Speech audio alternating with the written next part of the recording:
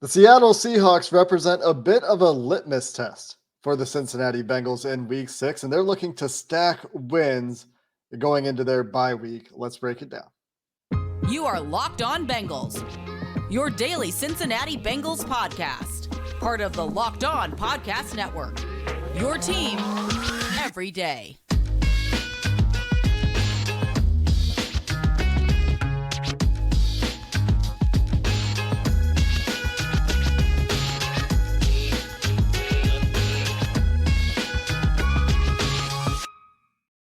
Bengals fans, and welcome to another episode of the Locked On Bengals podcast. I'm your host, Jake Lisco. He's your host, James Rapine. And along with a lot of smack talk or little smack talk and sneaker discourse, cleat discourse this week, we've also got a football game to talk about as the Cincinnati Bengals prepare to welcome the Seattle Seahawks to Paycor Stadium this week. And this episode, when we break down this game, is brought to you by PrizePicks, the easiest and most exciting way to play daily fantasy sports. Go to prizepicks.com/LockedOnNFL and use code LockedOnNFL for a first deposit match up to $100. And if you're new to the show and you don't want to miss an episode, as we'll be there post-game, we'll be there for film reviews, we'll be there for previews, we'll have you covered with all things Bengals news and analysis here on Locked On Bengals. You can subscribe to the show on YouTube or anywhere you get your podcasts. Become an everydayer, don't miss an episode. Become a first listener. Make us your first listen every day with your breakfast, your dog walk, your trip to the gym, whatever it is. We appreciate every single one of you. And James, the biggest news on Thursday as we record this episode after Thursday's practice, it's 5 o'clock or so Eastern time on Thursday evening, is that T. Higgins is very optimistic that he will be able to play this week. Yeah, he is. And I'm not shocked at all. I mean, when I saw him limited on Wednesday, limited again on Thursday, I expect him to be full on Friday and good to go. Now, will he be 100%? No, I think mentally he's approaching this as a season-long type of thing. The good news is he'll get to try it this week, potentially, and then he'll have the bye to recover and be even better. And that's part of it is when you're looking at a fractured rib or any kind of injury that a player says could linger. I said, okay, well, is it better this week than last week? And he said it is much better. And that's why he's out there. I watched him jump for a ball that was going to Jamar, individual drills. And he was full extension, straight up, and was able to not, what would be the word? Not wince at all. And he didn't get the ball. He wasn't jumping as high as he could, but he didn't wince. And I saw him last week, and I think he was in much more pain than at least I see right now. So I would expect him to play, and we obviously know what kind of impact he could have on this offense. So getting him back would be pretty big.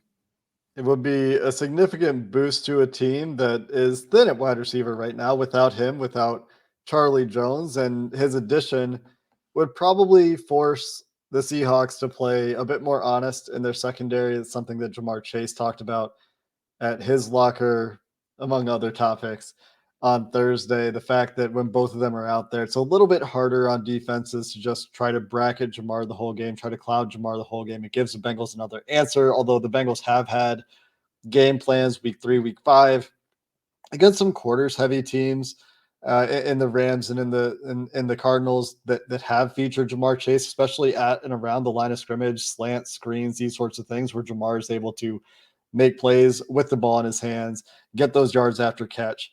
Has 30 first downs already this year, which is half of what he had all of last year, 14 of those coming just in week 5. When you add T back into the mix, it gives you another piece. And we've talked in the past about how T is good at some of the things that Jamar's still good at, but not necessarily the strength of Jamar's game compared to what he's good at in other parts of his game. T. Higgins on inbreakers, T. Higgins in the contested catch situations where both guys are really good. Joe Burrow really trusts T in both of those contexts. And having him back, not a bad thing at all. Trent Irwin filled in admirably in finding the soft spots in the zone. It would be fun to see what the game plan is for T. And I imagine there will still be a rotation there, especially this week as they're working T back in. That's the part that I think is really interesting is how much do we see T? He said, if I play, I want to be out there just like normal.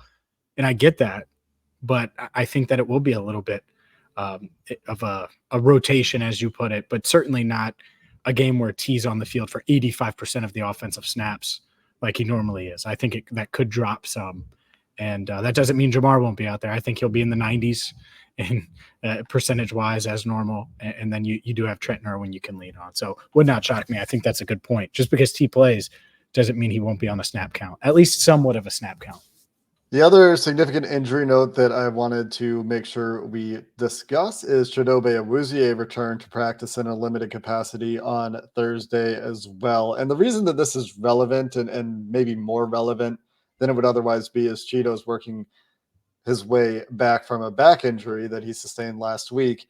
Is Thursday is the big practice day in season. For those of you that don't know, that's the full padded practice day. It's generally the most intense day of the week. Friday, much lighter traditionally, is usually more of a walkthrough kind of day. So if you see these guys potentially go full on Friday, then that would just potentially reflect a lighter day of practice comparatively. But the fact that both guys limited on Thursday is a positive sign, as Cheeto was not a guy that we really had a whole lot of a feeling on either way, and back injuries can be tricky.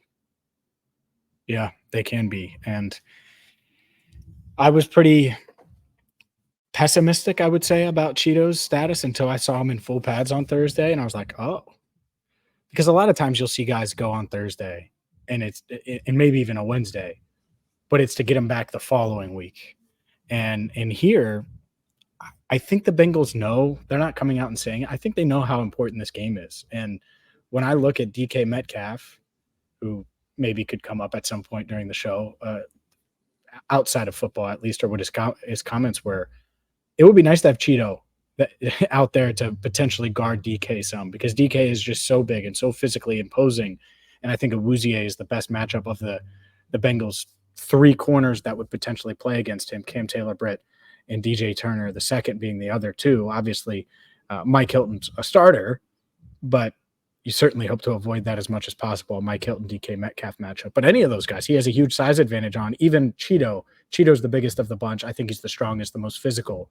And so if you can have him out there for that reason, I think that alone is worth it. Even if he is a little limited, they've rotated him already with DJ Turner this season earlier in the year. And so I could just see that being the case where you may not play Cheeto a full allotment of snaps, but he's out there a decent amount and certainly on passing downs. Getting as many of these corners to be available in this game. We talk a lot about skill players on this podcast. The Bengals are built around some really good skill players. Seattle, a very deep team at skill positions. They may not have the top end talent necessarily of a Jamar Chase, but DK Metcalf, everybody knows who he is and the kind of freaky things he can do on a football field. Tyler Lockett is a guy that's been winning in the NFL at a high level for a long time. They have two of the better running backs in the NFL. I don't know how you want to rank running backs right now, but we've talked about Kenneth Walker's elusiveness, and Zach Charbonnet, the rookie, has found his elusiveness a little bit in the last couple of games, and maybe some of that is the opponent. You heard Corbin on the crossover talking a lot about the Giants, who are a very bad football team that the Seahawks recently played. But in addition to those guys, you got another freak at tight end in George Fant. Not George Fant. Do I have George? Is George? No. Yeah. Is it? Because there's the other Noah Fant. It's Noah Fant. Yeah. Sorry. George Fant is George a tackle. Fant, but it is Fant. Yes, correct. No, Noah Fant. Your name dropping and getting it wrong is really rubbing off on me, Jake. Well, it's because there's two Fants. They play like right next to each other. Anyway, the point is he's a freak at tight end as well. So there's some really good athletes on this team. Geno Smith, whatever you think of him, has played quarterback at a high level for the Seahawks. So getting as many of these guys back in the secondary for matchup purposes, however you want to mix and match guys, with Dax Hill mixing in for Fant, I think will be relevant this week if Cheeto's feeling good enough to play. Yeah, I agree. I think having as many of them available, I think we'll see a rotation potentially at corner if Cheeto is playing. And then I think we could see a rotation at safety too. And we know the hot button issues that we'll hit on for this defense, and certainly for this offense. We've gone 10 minutes without mentioning Joe Burrow. So let's get to that man, and let's get to the rest of this matchup, because I think it's a really big matchup, a game I believe is a must win. Jamar Chase said the same thing. This week is another must win. So let's dive into this matchup. Bengals Seahawks coming up next. This episode of Locked On Bengals is sponsored by Jase Medical. Jase Medical believes that everyone should be empowered to care for themselves and their loved ones during the unexpected or even during travel. And that's why Jase Medical offers the Jase case, which provides 5 life-saving antibiotics for emergency use and gives you peace of mind so that you're not just hoping you have access to medication in an emergency.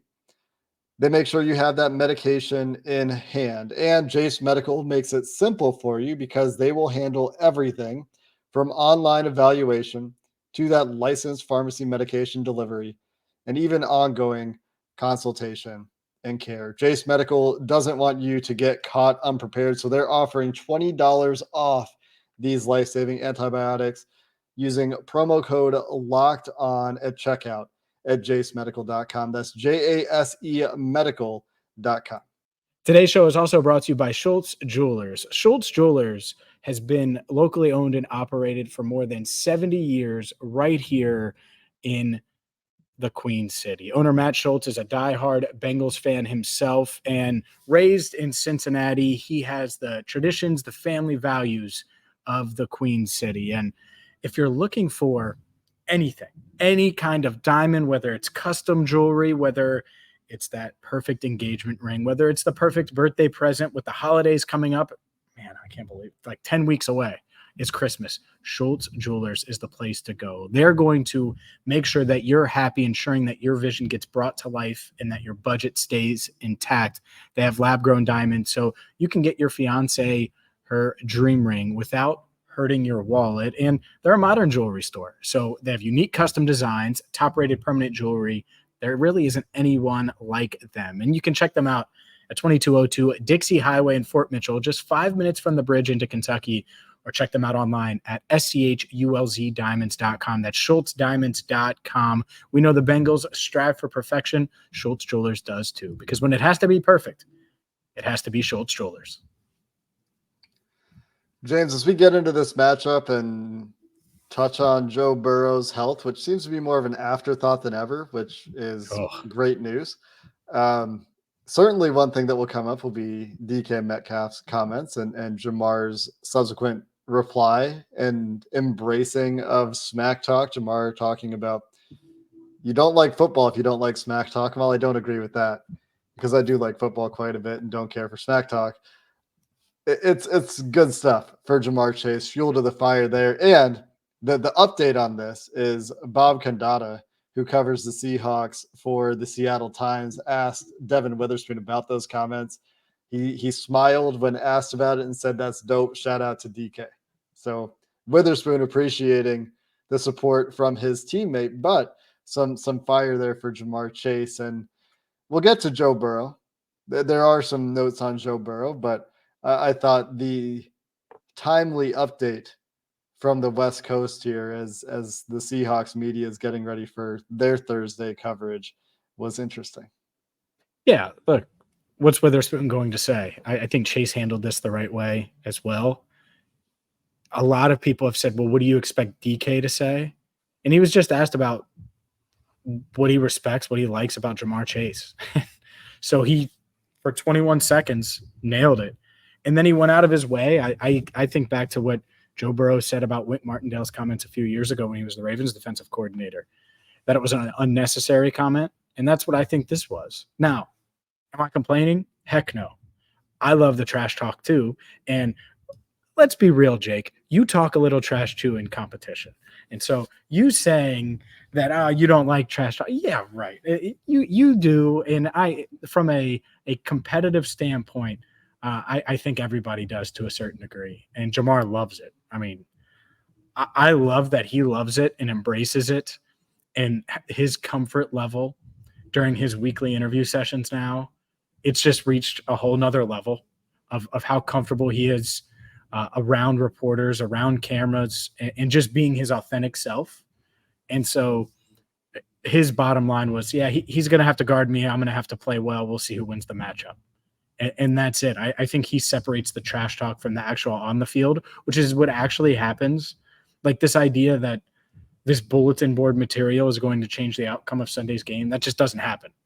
And Chase has that perspective. So I think he has a unique perspective there. And this Bengals team does for the most part. That doesn't mean it won't give Jamar a little extra motivation. He might talk a little trash at some point on Sunday, but that probably happens anyway.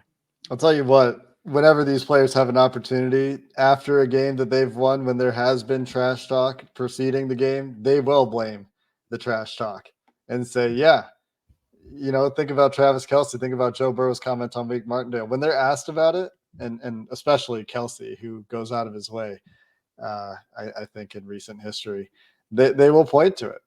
On the topic of Joe Burrow. Sure, because the Chiefs-Bengals rivalry was the best in the NFL the past 2 years. And so the Bengals would have pointed to all the trash talk from the Chiefs too had they won. That's just that it's easy to do after you win, to say especially that. In a rivalry game. The Bengals play the Seahawks once every 4 years. Yep. The Joe Burrow update is not really an update. He said he felt, we talked about this yesterday, as good as he's felt since the injury. When he talked to the media on Wednesday, he's got some new shoes. We're talking more about his shoes, and we're talking about his calf this week in Cincinnati media, in Bengals social media. So that's got to be a good sign for the calf. But the fact remains that he's not 100%. He's still talking about needing to get healthier. He's certainly playing more like himself, and I think you can expect him to continue to play more like himself, like we saw him do against the Arizona Cardinals. He told you yesterday, James, on Wednesday, that it was a bit of a different spot where this injury occurred, and it wasn't as intense is how he described it. So hopefully the calf just continues to get better. He continues to maintain that position, that every day he doesn't aggravate it, it improves. Getting through this week, though, and then getting that week off without further incident is pretty crucial for the rest of the season. Well, no doubt. And that's why, it's still on my mind. Yeah. I'm sick of talking about it. I don't want to, but I also know what hinges on it. And you need him to be really good on Sunday if they're going to beat this talented Seahawks team. I think they're pretty darn good. Top to bottom, they're just a solid team all around. There's no huge giant, oh my goodness, this defense is awful in this area. Nope. And the offense, they can do a lot as well. So it's a good test, but you need Joe Burrow to be healthy, I think, to climb or to answer this test rather and handle business. So we'll see. But I don't even want to say nervous about it, but it's still on my mind. And hopefully he can put that concern to ease on Sunday, play well, not have a setback, and then go into the bye. Because if that happens, then you're 2 more weeks before your next game. You feel pretty darn good. I think that he can move forward and be healthy. There's one spot that I think, well, there's several spots. This game, like you said, the Seahawks top to bottom are just solid. Yeah. All over the place. There's just solid play at every level, from the front 4 on defense all the way back to the secondary on the offensive line. If they have Charles Cross back, to the tight ends, wide receivers, the quarterback, the running backs, there's a lot of talent to go around.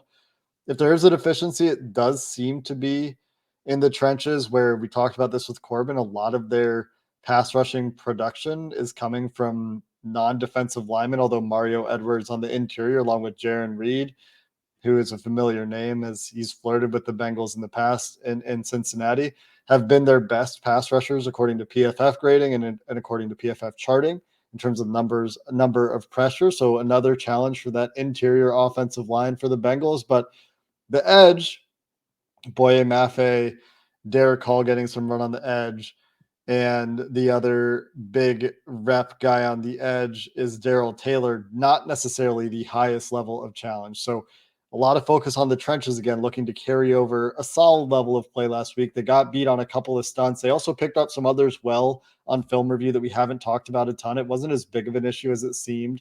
Watching live, those just get magnified when you notice them and they lead to sacks. So plenty of challenges here, and I think we're not done talking about some of those challenges for the Bengals offense against the Seahawks defense before we get to the other side of the ball. So we'll finish those conversations coming up next.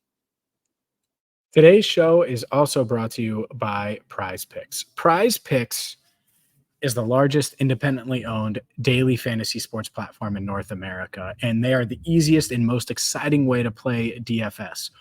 All you do, instead of battling thousands of other players, including pros and sharks, you pick more or less than on a 2 to 6 player stat projection and watch the winnings roll in. So You pick 2 or more players and whether they're going to have more or less in a specific category. Saquon Barkley for more than 60 rushing yards, for example, or let's use Jamar Chase for more receptions than his projections with PrizePicks. You can do all of that.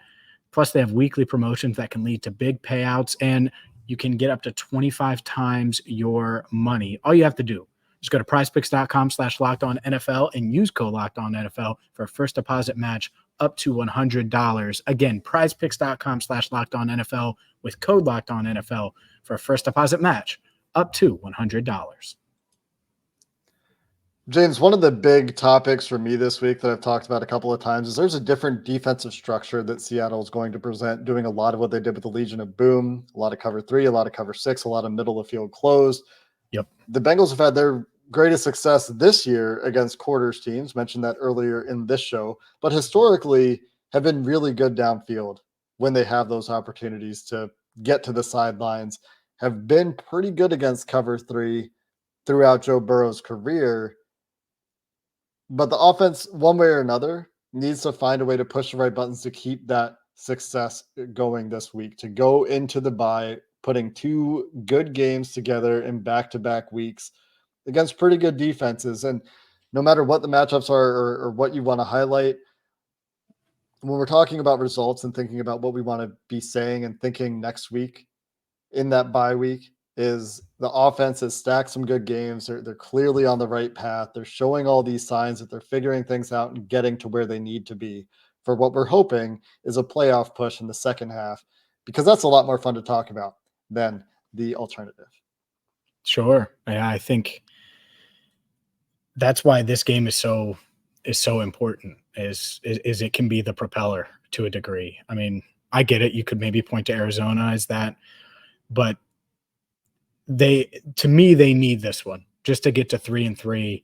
It's just such a big difference. I know it's only one game technically. It feels so different than 2-4. And you got to sit on this game for 2 weeks. They thought that long ride back from Arizona would have been rough had they lost. I had multiple players say that we can't go home on that long flight. But 2 weeks is a long time to be, and I know they wouldn't think about it the whole time, but it would hang over their head. So yeah, it's a game to me that's going to come down to a few things, one of which is this defense. I think a couple of weeks ago, everyone said, and you mentioned it with their defensive front, 11 sacks against the Giants. Okay. Like that's such an inflated number. This front isn't that. I'm much more worried, honestly, about Bobby Wagner in the secondary than I am their front. And I think this Bengals offensive line should be okay against it. Now, I do think defensively, assuming that Joe is Joe, I think they'll be fine offensively. But defensively, this is tough because the Seahawks, if they can protect Geno Smith, which has obviously been a question over the first 4 games for them, they can do a little bit of everything, and that's what makes them dangerous. DK Metcalf is a home run hitter. Tyler Lockett is a home run hitter. Jackson Smith and Jigba, they continue to talk about when's his breakout coming, and you certainly hope it waits a week. But they can also run the ball, and they've been able to run the ball. And this Bengals defense, has given up rushing yards and explosive plays. So this is a really good test, I think, for this Bengals defense. They're at home, so you can come back home sweet home. Got to take advantage of an opportunity here to take a step forward. Yeah, when the Bengals defense is on the field, it's still a litmus test, right? And I talked about that earlier. The Seahawks present this litmus test on both sides of the field, meaning you're going to get some questions answered in this game that if things started to look good against the Cardinals, say you felt good about the early pressure, you felt good about Trey Hendrickson getting home, you felt good about the interception opportunities and the discipline in coverage in that game, that for the most part was present. They got beat on a slot fade again. The Seahawks in multiple facets are going to challenge you on defense. They're going to be a multiple personnel group on offense. You're going to see a lot of 12 personnel with Will Dissly and Noah Fant on the field. You're going to see a lot of 11 personnel where they'll roll out DK Metcalf, Tyler Lockett, and Jackson Smith and Jigba. So they're going to be personnel versatile. You're going to see Kenneth Walker. You're going to see the rookie Zach Charbonnet as well. They're going to have a bunch of different packages out there. And Lou Anarumo, who's obviously over the last 2 years been great with his preparation, for various types of teams and has been very scheme versatile and has been willing to adapt from game to game, will have to be ready for those various looks and the various ways Seattle wants to attack you by being a run first offense, a play action heavy offense. And part of that's going to be game script too, right? Mhm. But you talk about a couple things that have been hard for this defense. That's discipline on the backside of run plays and contain. That's tackling issues that have come up a couple times, especially in the last couple of weeks, that needs to be better. And again, that's the case this week where Seattle, I'm sure, will have a good offensive game plan. I'm sure they will get theirs on offense. I don't think this is an offense that you go shut out. If they do, tons of credit to the defense, and we'll sing their praises in the post game. But you need to contain it and make it difficult. And the explosive play rate, especially in the run game that we've seen from this defense in the first 5 games, needs to drastically improve over the long haul. And this will be a great time for that to start. Yeah, it would. I thought it was going to last week, and it overall numbers wise, you could say did, but it didn't, because the James Conner explosive, you give up the 11-yard touchdown run. And so hopefully that they can right the ship there, but it's going to be a test. And that's why this idea, and I love the logic going back to where we started of give T Higgins another week, because then he gets 2 weeks with the bye, give Cheeto another week, he gets 2 weeks. If these guys can go, you need them. It really does need to be all hands on deck, because I think it is that important of a game, and it's that talented of an opponent. They're not perfect, but they're solid everywhere, like we said. And if Joe Burrow is what he was last week, I think they have a good shot to win. But it's going to come down to the defense being a little bit better than they were last week, and this offense continuing to take a step forward. And T Higgins playing, for example, would be a step towards that.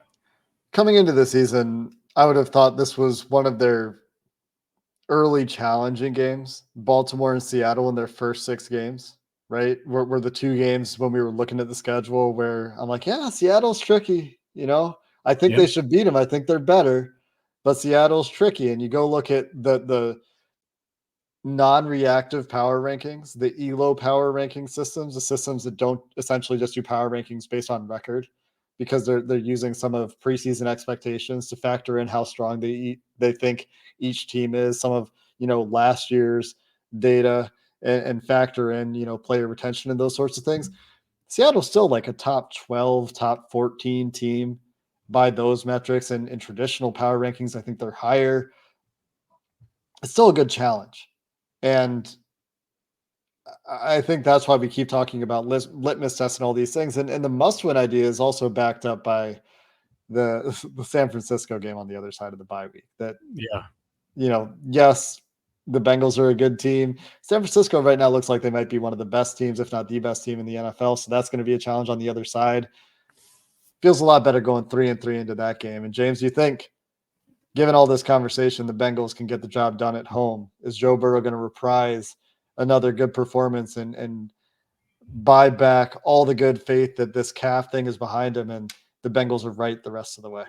I expect him to play well. I do. I think that he's going to play well. I think this offense is going to play well. You can't expect Jamar Chase to have 15 catches every week, but T Higgins can make up for some of that. I think Tyler Boyd is going to be a bit more involved this week, if I had to guess.